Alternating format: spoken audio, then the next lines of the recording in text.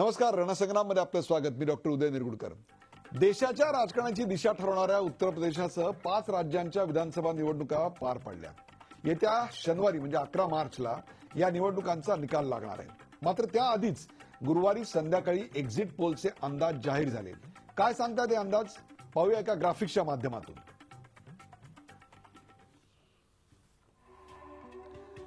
उत्तर प्रदेश व्हीएमआर भाजपला 190 ते 210 जागा, समाजवादी पक्ष आणि काँग्रेसला 110 ते 130, बसपाला 57 ते 74, तर एमआरसीच्या मते भाजपला 185, सपा काँग्रेसला 120 तर बसपाला 90.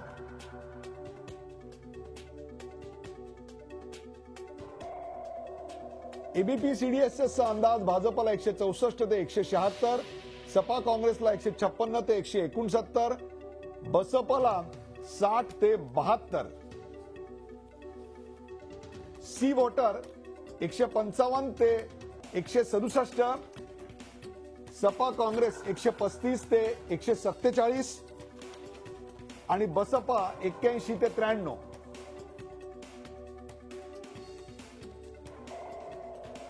Goa Bhajap India TV C वोटर्सच्या मते भाजपला 15 ते 21, काँग्रेसला 12 ते 18, आपला 0 ते 4.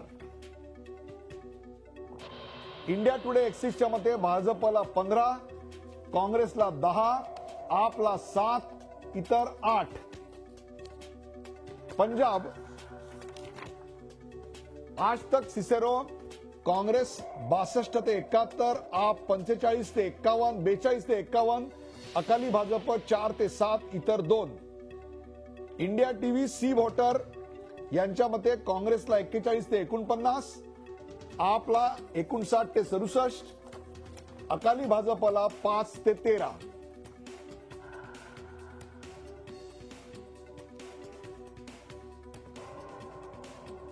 इंडिया टुडे एक्सिसच्या मते काँग्रेसला पंजाबमध्ये 62 ते 71 जागांचा अंदाज, आपला 42 ते 51, अकाली दल भाजपला 4 ते 7. न्यूज 24 आणि चाणक्यच्या मते काँग्रेसला 54, आपला 54, अकाली भाजपला 9.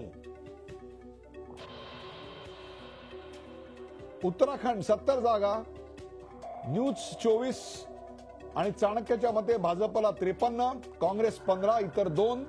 तर इंडिया टुडे ऍक्सिसच्या अंदाजानुसार भारतीय जनता पक्षाला 46 ते 53 आणि काँग्रेसला 12 ते 21 इतक्या जागा मिळण्याची शक्यता.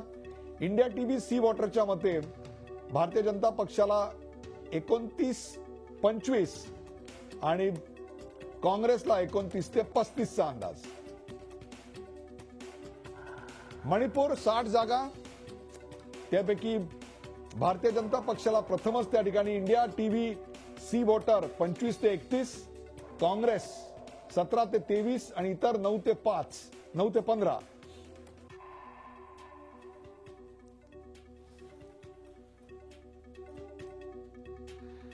उत्तर प्रदेशात पंतप्रधान नरेंद्र मोदींची नमो लाट अजूनही कायम असल्याचं दिसून येत आहे या सगळ्या एक्झिट पोलवरनं. गोवा, उत्तराखंड आणि मणिपूरमध्ये देखील भाजप मुसंडी मांडणार असं चित्र आता या एक्झिट पोलमधून तरी निदान आपल्या समोर आलंय.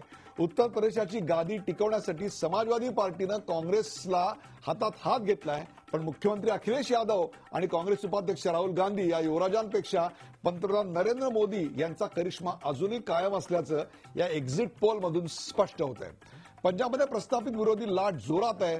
तिथं सत्ताधारी अकाली दल आणि भाजपचं पानिपत होणार. देशात सर्वत्र पिछेहाट झालेली असताना पंजाबी जनतेचा हात मात्र काँग्रेस सोबत असल्याचं चित्र आलेलं आहे. अर्थात हा विजय त्यांचा की अमरिंदर सिंगाचा हाही फैसला करावा लागेल. गोव्यामध्ये भाजप आणि काँग्रेस यांच्यामध्ये काट्याची टक्कर होईल. भाजपला जेमतेम काठावर बहुमत मिळेल असा अंदाज आहे, तर मणिपूरमध्ये काँग्रेसला फटका बसेल आणि भाजपची सरशी होईल. आणि आसामच्या चहाच्या बागेत फुललेलं कमळ आता मणिपूर या ईशान्येच्या राज्यात देखील फुलेल असं सांगण्यात येत आहे. एक्झिट पोलमध्ये वर्तवण्यात आलेले अंदाज हे कितपत खरे ठरतील? उत्तर प्रदेशातल्या मोदी लाटेत सपाची सायकल पंक्चर होणार का? आणि सत्तेसाठी भाजप कुणाची मदत घेणार? बसपाचा हत्ती आपली चाल कशी खेळणार? पंजाबमध्ये शिरोमणी अकाली दल आणि भाजपचं सत्तेचं स्वप्न धुळीला मिळणार का? आम आदमी पार्टीची कामगिरी तिथं नेमकी कशी असेल? गोव्यात भाजपची सत्ता आली तर मुख्यमंत्री दिल्लीहून येणार का? आणि या 5 राज्यांच्या निकालामुळे देशाच्या राजकारणावर त्याहीपेक्षा राष्ट्रपती पदाचा मार्ग नेमका कसा जाईल, जीएसटी पास होणार का, राज्यसभेत बहुमत मिळणार का, या सगळ्यावर काय परिणाम होणार आहेत. चला यासारख्या असंख्य प्रश्नांचा वेध घेऊयात आजच्या खास रोखठोक कार्यक्रमात रणसंग्राम.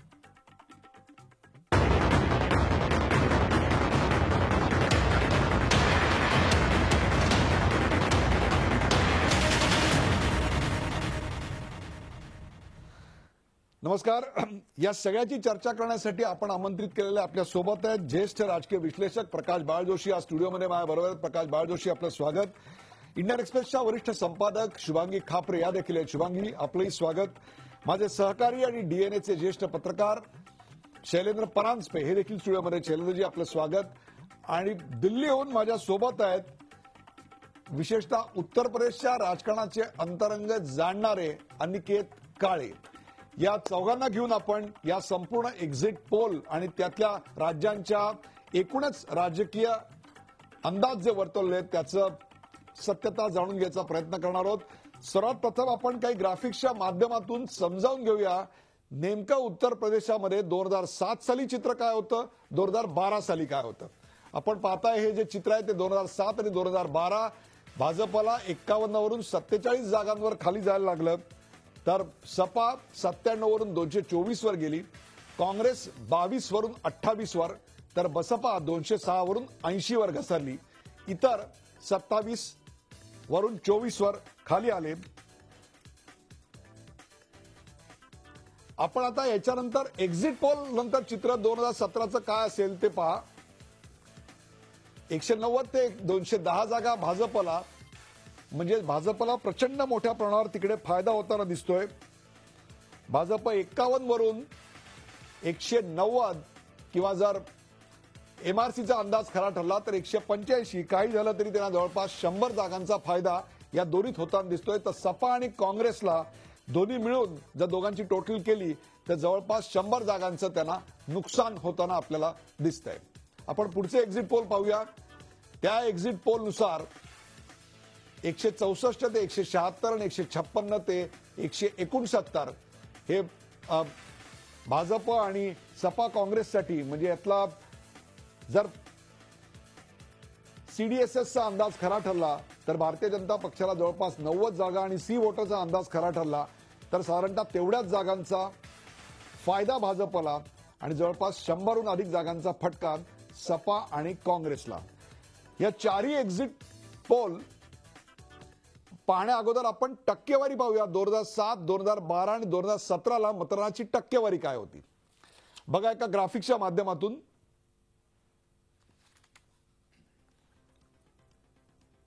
काही तांत्रिक अडचणीमुळे ती ग्राफिक प्लेट आपल्या समोर येत नाहीये, परंतु मतदानाच्या टक्केवारीत झालेली काहीशी वाढ ही नेमकी कोणाच्या पथ्यावर पडणार आहे. 24 लाख मतदार उत्तर प्रदेशामध्ये यंदा पहिल्यांदा व्होटिंगला येत आहेत. 2014 साली ते मतदानासाठी पात्र नव्हते. तर असे 18% मतदार आहेत की ज्यांनी 2014 साली पहिल्यांदा वोटिंग केलेलं होतं आणि आता 2017 साली वोटिंग केले. 24 लाख आत्ताचे आणि 18% हे नवमतदार यांच्या हातात एक प्रकारे सत्तेची चावी असणार आहे का. उत्तर प्रदेशच्या राजकारणात एक नवा अध्याय लिहिला जातोय. उत्तर प्रदेशचं जर आपण चित्र पाहिलं ग्राफिक्सच्या माध्यमातून काही क्षणात आपल्याला दिसेल तर आपल्या असं लक्षात येईल की 1990 नंतर काँग्रेस कधीही 3 आकड्यात म्हणजे 100 पर्यंत पोहोचलेली नाही. तर एक अपवाद वगळता जेव्हा बीएसपी बहुजन समाज पार्टी सत्तेवर आली होती तो एक अपवाद वगळता बीएसपीला मायावतींना कधी 100 जागा करता आलेल्या नव्हत्या. तर एकदा कल्याण सिंग जेव्हा सत्तेवर आले होते तो अपवाद वगळता भारतीय जनता पक्षालाही कधी 100 जागा मिळालेल्या नव्हत्या. एवढंच काय तर अगदी वाईट काळामध्ये सुद्धा समाजवादी पक्ष हा कधी 100च्या खाली आलेला नव्हता. किंबहुना आत्ताचा 224चा त्यांचा जो परफॉर्मन्स आहे तो त्यांचा सर्वात जास्त असा परफॉर्मन्स आहे. त्या पलीकडे जाऊन एक आणखीन एक चित्र विचित्र दिसत आहे ते म्हणजे काँग्रेस आणि सपा हे पहिल्यांदा एक प्रकारे एकत्र होऊन भारतीय जनता पक्षाचं आव्हान थोपवायला एकत्र येत आहेत. 2012 साली 227 जागांवर प्रेक्षको 227 जागांवर भाजपच्या उमेदवारांचं डिपॉझिट जप्त झालं होतं, तर 2014 साली त्याच ठिकाणी लोकसभेच्या 80 पैकी 73 जागांवर भारतीय जनता पक्षाचे खासदार निवडून आले होते. आणि जर लोकसभेचं मतदान आपण विधानसभेत परिवर्तित केलं तर जवळपास 325च्या वर जागा या भाजपच्या होत्या. म्हणजे 2 वर्षापूर्वी जिथे तुम्ही 227 जागांवर डिपॉझिटही गमावता, तिकडे तुम्ही 1-2 वर्षाच्या आत 24 महिन्याच्या आत तुम्ही 325 पेक्षा जास्त जागांवर बढत मिळवता. लक्षात ठेवा, 7 असे प्रशासनिक विभाग संपूर्ण उत्तर प्रदेशचे आहेत आणि त्या प्रत्येक विभागाचं स्वतःचा वोटिंग पॅटर्न आहे, स्वतःची कास्ट कॉम्बिनेशन आहेत. एका ठिकाणी मुस्लिम तुम्हाला एका पार्टीला मतदान करताना दिसतात, तर तेच मुस्लिम बुंदेलखंडामध्ये, तेच मुस्लिम रोहेलखंडामध्ये वेगवेगळ्या पद्धतीनं मतदान करतात. त्यामुळे ह्यांचे एक्झिट पोलचे अंदाज वर्तवणं ही खऱ्या अर्थानं तारेवरची कसरत किंवा सुळावरची पोळी आहे असं म्हणण्याला काही हरकत नाही. आपण पहिली प्रतिक्रिया या एक्झिट पोलवर जाणून घेऊया प्रकाश बाळ जोशी यांच्याकडून. प्रकाश बाळ जोशी, उत्तर प्रदेश मधली वोटर्सची संख्या जी आहे ती पाकिस्तानमधल्या संपूर्ण देशाच्या वोटर संख्येपेक्षा जास्त, किंबहुना जवळपास 43 देश असे आहेत की ज्यांची एकूण मतदार संख्या ही उत्तर प्रदेशापेक्षा कमी आहे. अशा ठिकाणी आता मतदान होत आहे. इतके प्रचंड मोठे जाती पाती सब कास्ट आहेत. काय सांगाल? उत्तर प्रदेशातलं जे राजकीय वातावरण आहे ते आपण जर बघितलं तर गेल्या 2 दशकामध्ये सतत बदलत गेलेलं आहे. आणि मला असं वाटतं की 2017च्या ज्या निवडणुका झाल्या त्या 2017च्या निवडणुकामध्ये आपल्याला जसं वाटतं की उत्तर प्रदेश हा एकत्र येऊन त्यांनी राजकारण केलं, त्या पद्धतीने मतदाराचं मत ठरलेलं आहे. परंतु या ठिकाणी आपण जर बघितलं तर मुस्लिम मतदार जो आहे उत्तर प्रदेशातला त्याला वळवण्यासाठी काँग्रेस सपा आणि मायावती ह्या दोघांनी फार मोठ्या प्रमाणावर प्रयत्न केले. त्यांचं जर आपण त्यांचं प्रचाराची पद्धत बघितली, प्रचारात घेतलेले मुद्दे बघितले, तर त्यांनी ह्या प्रचंड एक गठ्ठा मतं मिळू शकतील अशा ह्या व्होट बँकेकडे त्यांनी बघितलं. आणि त्याचबरोबर भाजपने सुद्धा मुस्लिम मतं जरी मिळवण्यासाठी प्रयत्न केला नाही तरी मतांचं ध्रुवीकरण करण्याचा प्रयत्न त्यांनी त्यांच्या पूर्ण प्रचार यंत्रणेमध्ये आणि प्रचाराच्या गेल्या 1 महिन्याच्या रणधुमाळीत केलेलं आपल्याला दिसून येतो. तर मला असं वाटतं की एक प्रकारे मतदारांचं एक ध्रुवीकरण उत्तर प्रदेशात झालेलं आहे. म्हणजे आपण जसं म्हणाला पोलरायझेशन झालंय खूप मोठ्या प्रमाणावर. आणि ते आपल्याला आता जे आपल्या आकडेवारी आहेत मतदारांच्या आकडेवारी, त्याचप्रमाणे आता एक्झिट पोलचे जे आपल्याला निर्णय समोर आलेले ते दिसत आहेत, त्याच्यावर असं वाटतं की ह्या पोलरायझेशनचा कोणाला फायदा झालेला आहे. आपल्या सोबत अनुराग छड्डा, मेरे उत्तर प्रदेश के वरिष्ठ पत्रकार सहकारी अनुराग छड्डा है, जो पिछले कई सालों से उत्तर प्रदेश के चुनावों को बहुत नजदीकियों से देखते हैं.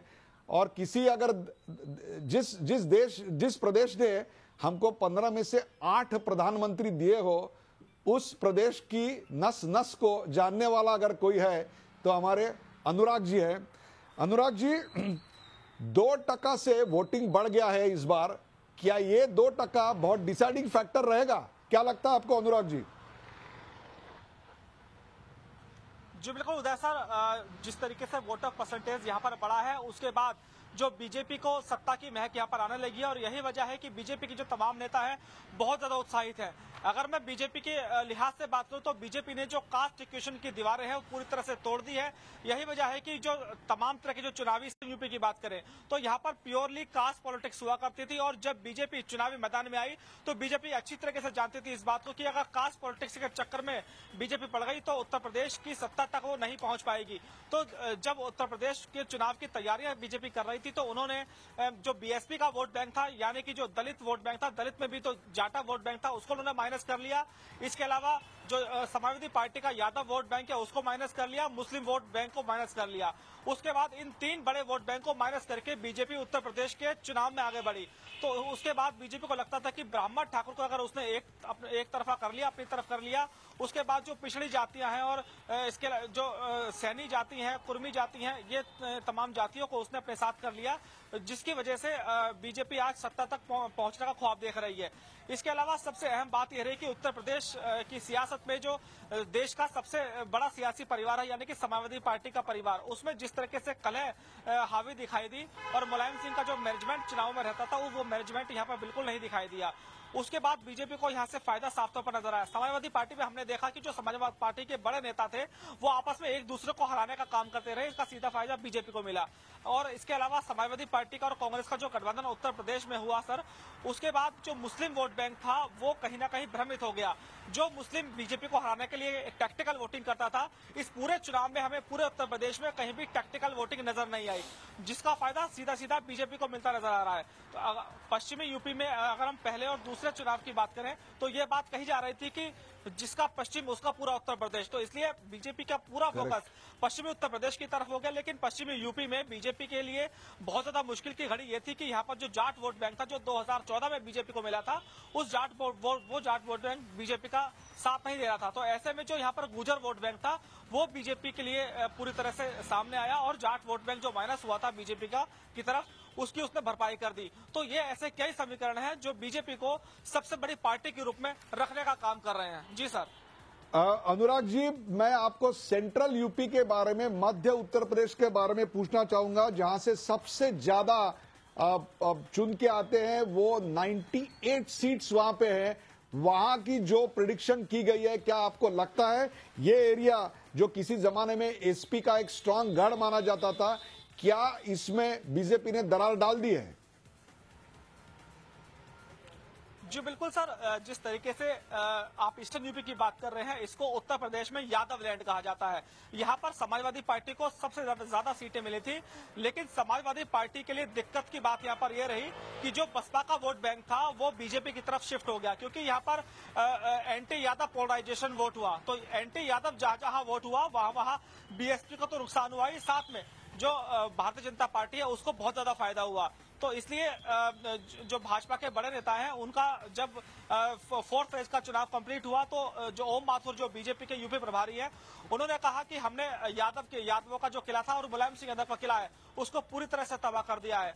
तो इस वक्त समाजवादी पार्टी की जो हालत है वो अपने ही गढ़ में खराब है।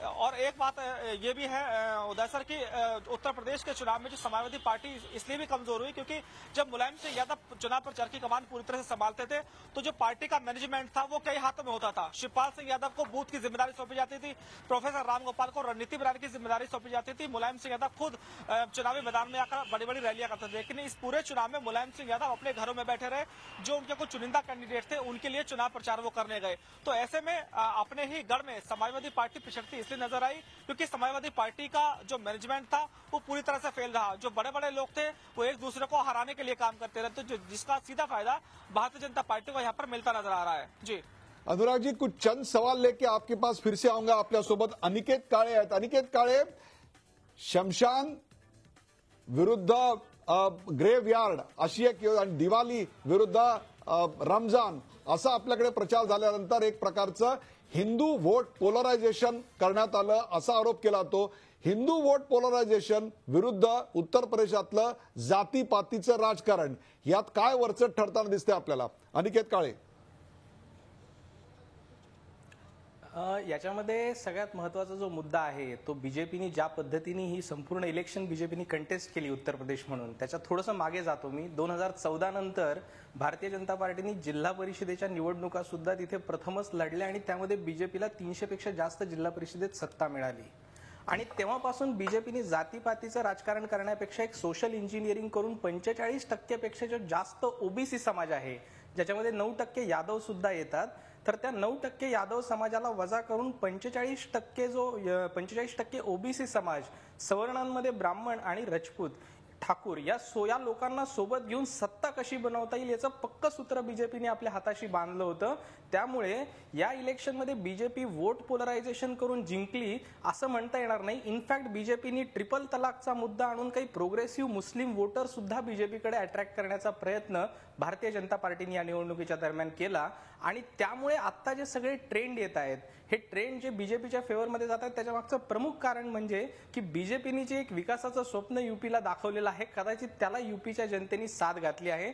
थोडक्यात 2 मिनिटात मी सांगतो की यूपीमध्ये सर्व प्रकारच्या इंडस्ट्रीज ज्या आहेत, उदाहरणार्थ वेस्टर्न यूपी जो आहे, पश्चिमी उत्तर प्रदेश, तिथे पॉप्युलर नावाचं एक लाकूड येतं, पॉप्युलर नावाचं लाकूड उत्तर प्रदेशमध्ये, त्या झाड उत्तर प्रदेशमध्ये, पश्चिमी उत्तर प्रदेशमध्ये आहे, पण त्याच्या कटाईसाठी ते उत्तराखंडमध्ये जातात. म्हणजे पॉप्युलरच्या 3 इंडस्ट्रीज होत्या त्या सगळ्या बंद पडल्या.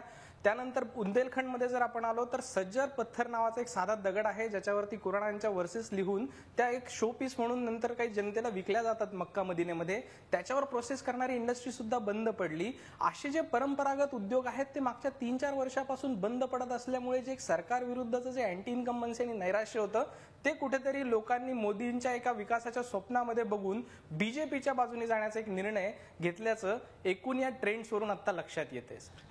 अनुराग जी, अगर किसी भी पार्टी को स्पष्ट बहुमत नहीं मिलता, जो छोटी छोटी पार्टियां हैं उनका झुकाव किसकी तरफ होगा? समाजवादी पार्टी कांग्रेस की तरफ या बीजेपी की तरफ? और इसमें मायावती का रुख रवैया क्या होगा, क्या लगता है आपको? देखिए सर, फिलहाल जो समीकरण निकलकर सामने आ रहे हैं उसमें जो सिंगल लार्जेस्ट पार्टी है वो भारतीय जनता पार्टी निकलकर सामने आ रही है. इसमें कोई दो राय वाली बात नजर नहीं आती. रही बात दूसरे और तीसरे नंबर की, अगर दूसरे नंबर पर बसपा यहां पर रहती है तो उत्तर प्रदेश के मुख्यमंत्री अखिलेश यादव ने अभी कुछ देर पहले एक बीबीसी को बयान दिया था कि यूपी में राष्ट्रपति शासन लगने से अच्छा है कि यूपी में बसपा के साथ वो समझौता कर लें. अगर बसपा दूसरे नंबर पर रहती है और उसके बाद समाजवादी पार्टी तीसरे नंबर पर रहती है तो मुख्यमंत्री अखिलेश यादव बसपा को सपोर्ट कर सकते हैं. तो ऐसे में बसपा की सरकार यूपी में बन सकती है. लेकिन अगर जो कांग्रेस समाजवादी पार्टी का गठबंधन है वो दूसरे नंबर पर रहता है और उनके पास 150 से 160 सीटें आती हैं तो उसमें ये डाउट है कि जो मायावती है बसपा सुप्रीमो वो मुख्यमंत्री अखिलेश यादव को सपोर्ट करती है नहीं. ये एक बहुत बड़ी बात होगी. लेकिन जिस तरीके से मुख्यमंत्री ने सकारात्मक रुख दिया है और साफ तौर पर यह बात कहने की कोशिश की है कि अगर हंग असेंबली यूपी में आती है और राष्ट्रपति शासन लगने की नौबत आती है तो इस बात से अच्छा है कि सेंटर में बैठकर बीजेपी रिमोट कंट्रोल से यूपी को चलाए. तो ऐसे में अगर मायावती के साथ भी उनको समझौता करना हुआ तो वो समझौता कर सकते हैं. रही बात छोटे दलों की, तो छोटे दलों का जो झुकाव है वो सीधे तौर पर बसपा के साथ भी रह सकता है और कांग्रेस सपा गठबंधन के साथ भी रह सकता है. और सर, इसमें एक बात ये भी तय है कि अगर भारतीय जनता पार्टी की 20 या 30 सीटें भी कम बहुमत से कम रह गई तो भारतीय जनता पार्टी के लिए बहुत मुश्किल होगा दूसरे दलों से 20 से 30 एमएलए का जुगाड़ करना. तो ऐसे में हंग असेंबली अगर रहती है तो समाजवादी पार्टी और बसपा, इसके अलावा जो और छोटे दल हैं, चाहे राष्ट्रीय लोकदल की बात करें या ईस्टर्न यूपी में कुछ लोग निर्दलीय भी चुनाव लड़ते हैं, उनकी बात हो, तो एक बड़ा गठबंधन निकलकर सामने आता है. लेकिन सब कुछ डिपेंड करता है बसपा सुप्रीमो मायावती के ऊपर, क्योंकि मायावती कभी किसी से समझौता नहीं करती. मायावती को इस बात के बारे में अच्छी तरह जानकारी थी कि उत्तर प्रदेश का जो चुनाव है वो उनके लिए एक तरह से इज्जत का चुनाव है और अगर इस बार के चुनाव में वो अच्छा परफॉर्म नहीं कर पाई तो उनकी पार्टी टूट सकती है. उनकी पार्टी के जो विधायक या और जो दूसरे बड़े लोग हैं वो भारतीय जनता पार्टी में जा सकते हैं. और उनके ऊपर यह भी दबाव था कि वो कांग्रेस से समझौता कर ले. खुद सोनिया गांधी ने इनिशिएटिव लिया था, मायावती से उन्होंने बात की थी, लेकिन 2017 के चुनाव में मायावती ने अपनी जिद के चलते समझौता नहीं किया. लेकिन अब जब 11 मार्च को जब नतीजे आएंगे और उसमें अगर कुछ गुंजाइश बचती है तो ये सब कुछ डिपेंड करता है मायावती के ऊपर कि अगर उनकी पार्टी दूसरे नंबर पर रहती है तो मुख्यमंत्री उनको सपोर्ट, अखिलेश यादव उनको सपोर्ट करेंगे, वो समर्थन लेती है या नहीं, या बसपा दूसरे नंबर पर रहती है तो जो अखिलेश यादव हैं उन्होंने सपोर्ट करने की बात तो कह ही दी है. लेकिन सब कुछ डिपेंड करता है सर मायावती के ऊपर. जी, एक आखिरी सवाल आपसे, कौन सा डायलॉग यूपी के चुनाव में सबसे ज्यादा अव्वल नंबर पे था? कौन सा? स्कैम की बात हुई, गधे के इश्तिहार की बात हुई, गब्बर से तुलना की गई या स्कैम बोला गया? कौन सा डायलॉग यूपी के लोगों को सबसे भाया? क्या लगता है आपको अनुराग जी? देखिए सर, वैसे तो यूपी के चुनावों में भारतीय जनता पार्टी ने बहुत बड़े बड़े कैंपेन किए, बहुत उन्होंने यहाँ पर डायलॉग बाजी की, लेकिन जो सबसे ज्यादा यहाँ पर डायलॉग नजर आया वो मुख्यमंत्री का डायलॉग था, काम बोलता है. तो यहाँ पर मुख्यमंत्री का जो काम है वो बोलता नजर आया. और जिस तरीके से समाजवादी पार्टी में झगड़ा यहाँ पर नजर आया, उस झगड़े में मुख्यमंत्री अखिलेश यादव की बहुत अच्छी छवि देखने को मिली. भले ही इस चुनाव में समाजवादी पार्टी चुनाव हार जाए, लेकिन सफल मुख्यमंत्री के रूप में अगर हम भी यूपी की जनता से बात करें तो हर व्यक्ति मुख्यमंत्री अखिलेश यादव की यहाँ पर बात करता है. और जिस तरीके से उन्होंने अपना स्लोगन निकाला, काम बोलता है, तो वो यहाँ पर साफ तौर पर देखने को मिला और वही डायलॉग लोगों की जुबान पर देखने को मिला. इसके अलावा और भी बहुत चर्चा हुई, लेकिन जो सबसे हिट डायलॉग था वो यही देखने को मिला. जी, धन्यवाद अनुराग चड्ढा जी इस पूरे विश्लेषण के लिए. जब चुनाव का काउंटिंग होगा उस वक्त आपको फिर जरूर आमंत्रित करेंगे और देखेंगे कि मायावती के बारे में आपने जो बात कही है क्या वो सच में उतर आती है। लेकिन आपने उत्तर प्रदेश की पूरी गली कुचे में जाके जो पत्रकारिता की है और जो रिपोर्ट अब तक भेजे हैं उसके लिए आपको फिर से धन्यवाद। आता गोवा राज्यावर नजर टाकणार आहोत। गोवा राज्यामध्ये 2007 आणि 2012ला काय परिस्थिती पाय का ग्राफिक्सच्या माध्यमातून भारतीय जनता पक्ष 14 वरून 21, काँग्रेस 16 वरून 9 वर खाली घसरलं, तर महाराष्ट्र गोमंतकवादी पक्ष हा 2 वरून 3 वर आप त्यावेळी लढतच नव्हता। आणि इतर जे अत्यंत महत्वाचा घटक आहे गोव्याच्या राजकारणामध्ये 40 जागांमध्ये 8 जागा या इतरांना 2007 साली तर 2012 साली 7 जागा। आपण एक्झिट पोलचे अंदाज काय सांगतायत तर भारतीय जनता पक्ष 15 ते 21 किंवा 15 जागा, काँग्रेस 12 ते 18, म्हणजेच एक प्रकारे काँग्रेसची परिस्थिती आपल्याला सुधारताना दिसते। 9 वरून ते 12 ते 18 किंवा 10 वर आप पहिल्यांदाच एंट्री करताना दिसतंय। 4 किंवा 7 जागा असा एक अंदाज आहे, तर इतर हे जास्तीत जास्त 8 किंवा कमीत कमी 2 जागा इतकं व्हेरिएशन याच्यामध्ये आहे। आपण आणखीन अंदाज बघूया। गोव्यातल्या मतदानाची तुलनात्मक टक्केवारी, सातत्यानं वाढणारं मतदान 76, 82 आणि आता 83। शैलेंद्र परांजपे आपल्या बरोबर आहे। शैलेंद्र परांजपे, गोवा हे इंटरेस्टिंग अशा करता आहे की गोवामध्ये पहिल्यांदा 40 जागांपैकी 6 जागांवर माजी मुख्यमंत्री लढतायत। दिगंबर कामत, चर्चिल आलेमाव किंवा प्रतापसिंग राणे हे सगळे जण एकत्र लढताना आपल्याला दिसत आहेत। गोव्यामध्ये राष्ट्रीय स्वयंसेवक संघाचा एक मोठा घटक तिथून फुटला आणि त्यांनी भारतीय जनता पक्षालाच आव्हान दिलं। काँग्रेस आणि आप कोस्टल लाईनमध्ये खूप चांगल्या प्रमाणात त्यांना आकर्षण करताना दिसतंय। काय सांगाल आपण? नाही, या सगळ्या रणधुमाळीमध्ये जसं आपण एकदम उत्तर प्रदेशवरनं गोव्यावर गेलो आहे तर आकारमानाचा आणि एकूण विचार केला तर गोवा हे अत्यंत छोटे ठिकाणी, म्हणजे जसं उत्तर प्रदेश 43 देशांपेक्षाही मोठं असलेलं राज्य आहे, तसंच गोवा हे आपल्याकडच्या एखाद्या शहराचे महापौर असतात त्याप्रमाणे छोटं राज्य आहे। म्हणजे अतिशय छोटं राज्य आहे, परंतु त्याचं महत्त्व अशासाठी आहे की मनोहर पर्रीकरांसारखा मुरब्बी नेता की जो अनेक वर्ष मुख्यमंत्री राहिलेला आहे, त्याला क्लासेस आणि मासेस दोन्हीमध्ये स्थान आहे आणि आज देशाचा संरक्षण मंत्री आहे, तो त्या राज्यामध्ये परत जाण्यास उत्सुक आहे। त्यामुळे तिथली इलेक्शन महत्त्वाची झाली। आणि जरी राष्ट्रीय स्वयंसेवक संघामध्ये काही फाटाफूट झाली की त्यातले काही लोकांनी बंडाचं निशाण जरी उगारलं असलं तरी सुद्धा मूलतः गोव्याचं जे स्ट्रक्चर आहे त्याच्यामध्ये कॅथलिक्स, त्याच्यानंतर मूळ कोकणी, त्याच्यानंतर राष्ट्रीय स्वयंसेवक संघ पुरस्कृत मगो पक्षाचे लोक आणि नव्याने आलेले आप, ही इतकी कॉम्प्लेक्स रचना आहे। मात्र छोटं राज्य असल्यामुळे पर्रीकरांचा करिश्मा आणि त्याचबरोबर नितीन गडकरी यांच्याकडे धुरा दिल्यामुळे असलेले एक मुरब्बी नेतृत्व त्या राज्याचा आकार लक्षात घेता यांचे डावपेच थोडेसे भारी पडतील असं मला आता तरी वाटतं। शुभांगी, जर या एक्झिट पोल मधला जो सर्वात कमी आकडा आहे भाजपचा तो जर आपण बेस मानला म्हणजे 15 जागा भारतीय जनता पक्षाला, म्हणजे त्यांना बहुमतासाठी 6 जागांची गरज पडेल। या 6 जागा जरी अद्याप महाराष्ट्र गोमंतकवादी पक्ष त्यांच्या बरोबर यायचा म्हणला तर त्याकरता कंडिशन काय असेल आणि एक प्रकारे भाजपला हा सेटबॅक असेल का? डेफिनेटली, कारण मला वाटतं या पूर्ण इलेक्शन्समध्ये मनोहर पर्रीकर फॅक्टरच, म्हणजे जो काही आउटकम असेल या रिझल्टचा तो मनोहर पर्रीकरांचा फॅक्टर असेल मला वाटतं। कारण अल्टिमेटली त्यांना इकडे यावं लागलं आणि त्यांनी literally door to door campaign त्यांनी या पूर्ण गोव्यात केलं। आणि जसं शैलेंद्र परांजपे बोलले की त्यांचा एक करिश्मा आहे, त्यांची एक ऍक्सेप्टेबिलिटी आहे आणि कुठेतरी इंटिग्रिटी आणि ऑनेस्टी पण आहे त्यांची तिकडे, तर हा फॅक्टर असेल। आणि मला वाटतं की हा 15चा आकडा डेफिनेटली ते क्रॉस करतील, म्हणजे आता जे काही अंदाज किंवा रिपोर्ट्स तिकडून येतात आहे। आणि एक फक्त याच्यात जो हाय पिच आपने केला होता, म्हणजे सुरुवातीला जेव्हा इलेक्शन स्टार्ट झाले असं वाटलं की ही जी निवडणूक आहे ती बीजेपी वर्सेस आप होईल, कारण खुद्द केजरीवालनी जो एक पिच आणि त्यांनी जे ज्या प्रमाणे ते कॅम्पेन केलं होतं, स्ट्रॅटेजी जी होती त्यांची की विल कॅप्चर गोवा, तसं नंबर 2 पोझिशनसाठी आता आप अगदी खूप स्ट्रगल करताना दिसतंय। कारण एक मिड ऑफ द कॅम्पेन असं वाटत होतं की काँग्रेस वर्सेस आप नंबर 2 पोझिशनसाठी त्यांचं भांडण असेल, पण कुठेतरी ते दे आर लॅगिंग बिहाइंड। आणि मला वाटतं की डेफिनेटली बीजेपीला एज या पूर्ण इलेक्शन्समध्ये दिसतंय आपल्याला, also because a credible leadership. आता वेदर बीजेपी सेंटर केंद्रीय नेतृत्व मनोहर पर्रीकरांना इकडे मुख्यमंत्री म्हणून आणतात की नाही, that is a question mark basically. Prakash Bal Joshi, त्या ठिकाणी राष्ट्रीय स्वयंसेवक संघाच्या सुभाष वेलिंगकरांसारख्या अत्यंत ताकदवान माणसांनी तिथे केलेलं एक प्रकारचं बंड हे भारतीय जनता पक्षाला कितपत तापदार ठरत आहे? कारण जर 15 हा बेस मानला आपण तर भारतीय जनता पक्ष 21 जागांसाठी, वरच्या 6 जागांसाठी खूपच संघर्ष करताना दिसणार आहे.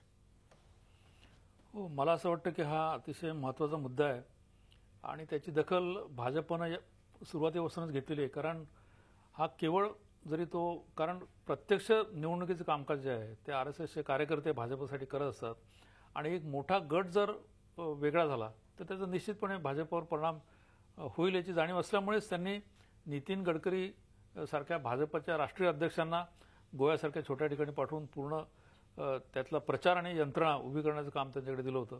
त्यामुळे मला असं वाटतं की त्याचा फटका थोडाफार कमी ना भाजपला आणखीन बसू एक शकेल. मुद्दा या ठिकाणी प्रकाश बाळजोशी असा येतो की ते म्हणजे मुख्यमंत्री पदाचा उमेदवार जर या ठिकाणी त्यांनी नाव जाहीर केलं असतं पर्रीकरांचं तर कदाचित मगोपत यांच्याबरोबर प्रीपोल अलायन्सला तयार झालं असतं.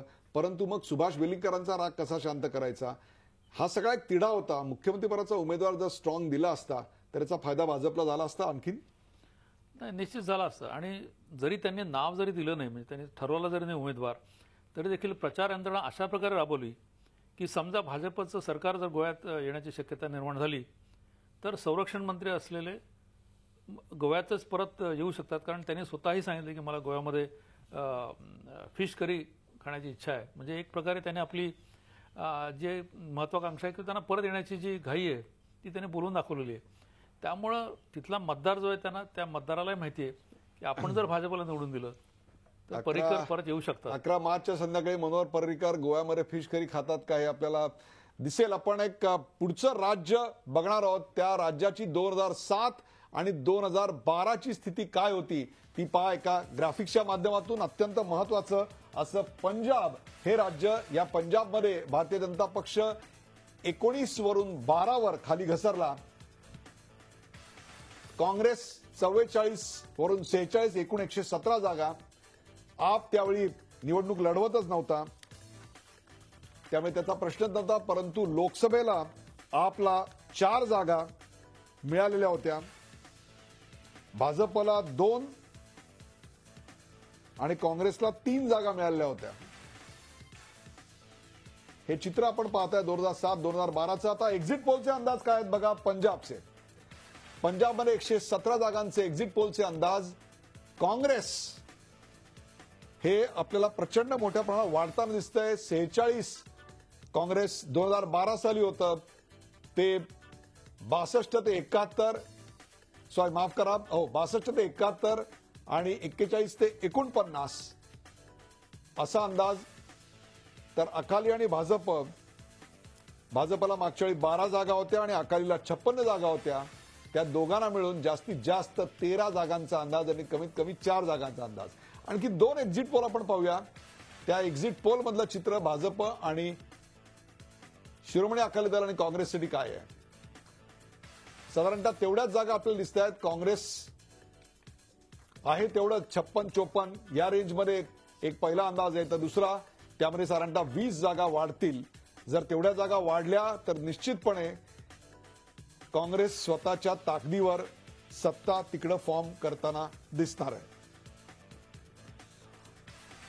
पोलिंग पर्सेंटेज जर आपण पाहिलं तर यावेळेला 8% कमी मतदान झालेलं आहे. शुभांगी खापरे, काँग्रेस पंजाबमध्ये येत आहे असं दिसतंय आणि आम आदमी पक्ष तिथे प्रचंड मोठ्या प्रमाणावर आता एक ज्याला आपण काय म्हणतो मुसंडी मारताना दिसतोय. अरविंद सिंग केजरीवाल होताना दिसत आहेत का? उदय, नक्कीच, म्हणजे तो एक फॅक्टर आहे. पण Punjab is the only ray of hope for Rahul Gandhi factor मला असं वाटतं.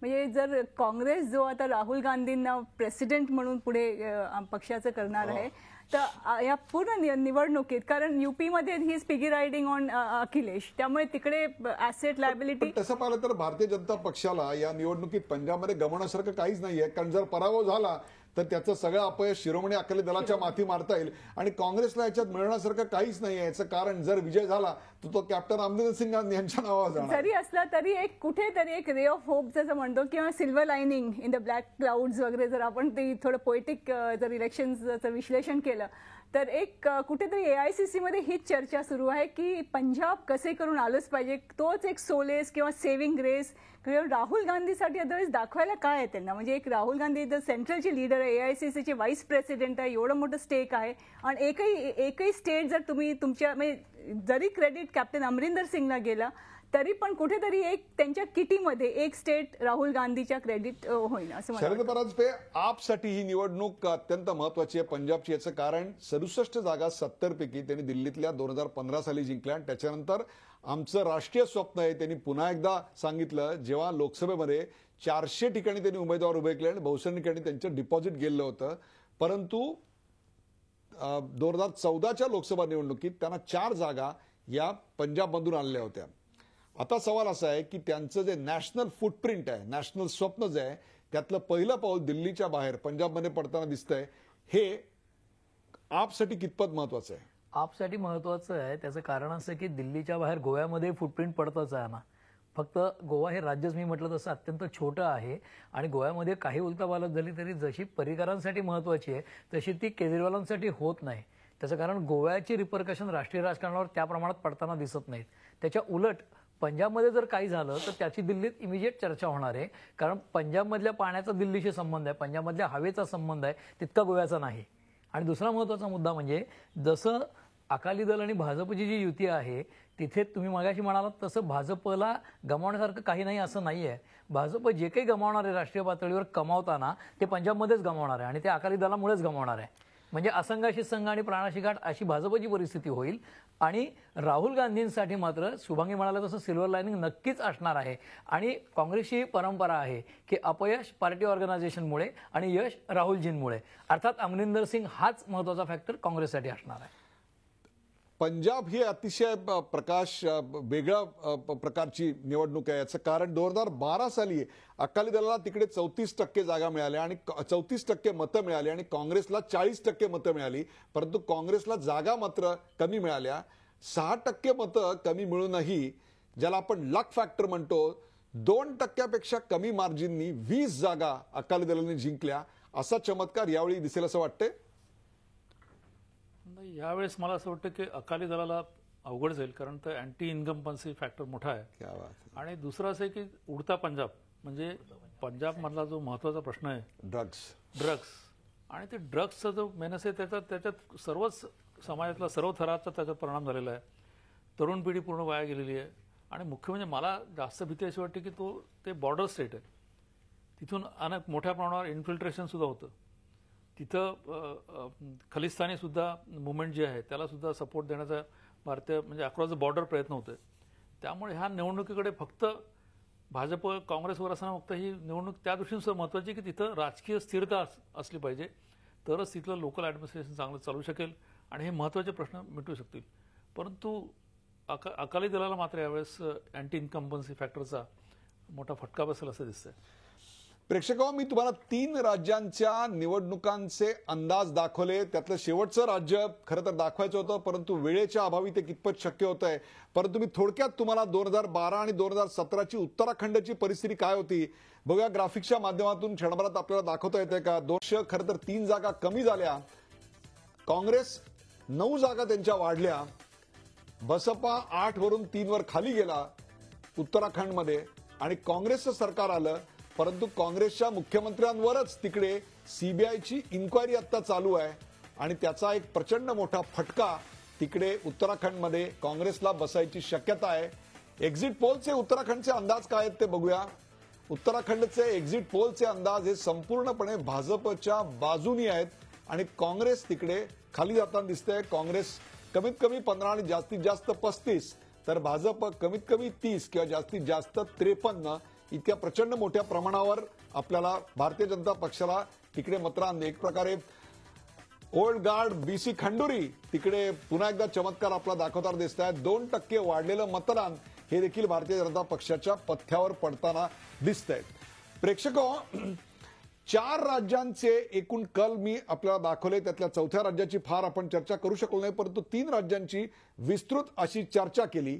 या निवडणुकीत अनिकेत काळे भारतीय जनता पक्षाला या 5 राज्यांमध्ये जे यश मिळताना दिसतंय ते यश एक प्रकारे मोदींच्या करिश्म्यावर पुन्हा एकदा जनतेनं केलेलं शिक्कामोर्तब आहे की विस्कळीत विरोधी पक्षाच्या एकसंध नसण्यावर केलेलं शिक्कामोर्तब आहे असं वाटतं? मला यामध्ये असं वाटतं की नरेंद्र मोदींनी जे विकासाची कामं जी देशात ते करतायत असं त्यांचा एक जो प्रचार त्यांनी केलेला आहे तो मला वाटतं देशातल्या नागरिकांना तो भावतो आहे.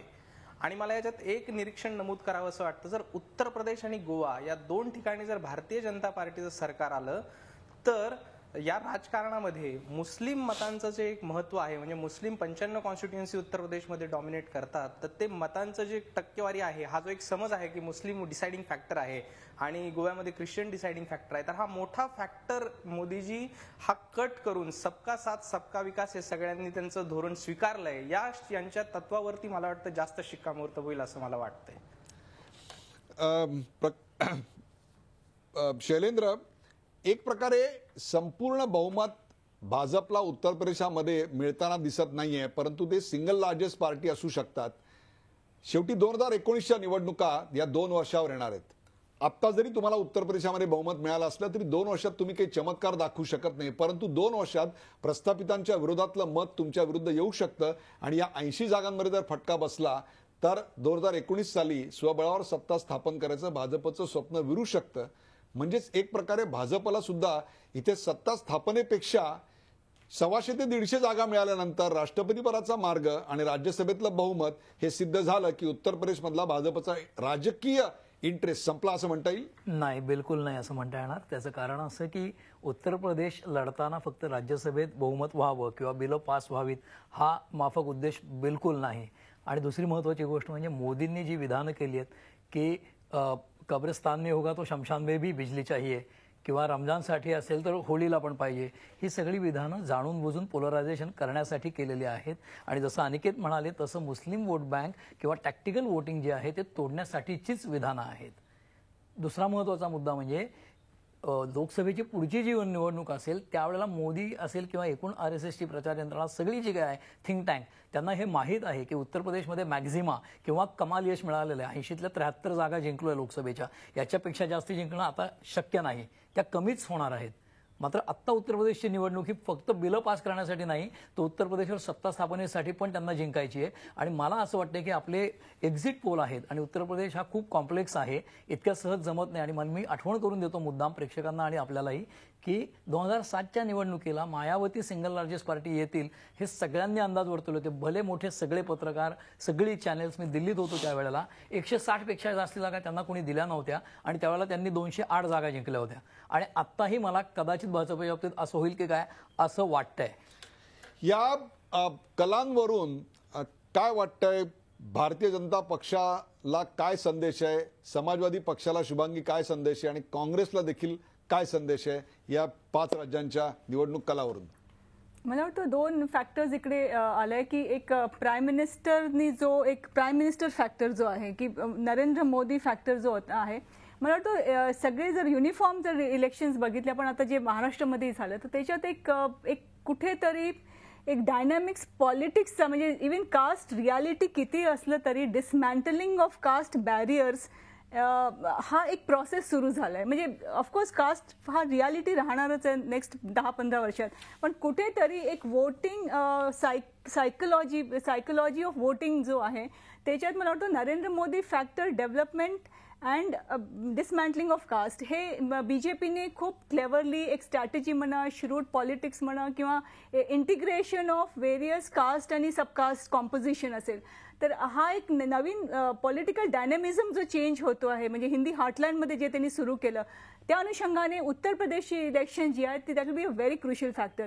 आणि पंतप्रधान मोदींचं जर आपण एक एक्झाम्पल जर घेतलं 2014ला ते प्राईम मिनिस्टर झाले, त्याच्या आधीचे जेवढे प्राईम मिनिस्टर्स होते म्हणजे ओव्हरऑल जर आपण बघितलं तर they way from a forward caste.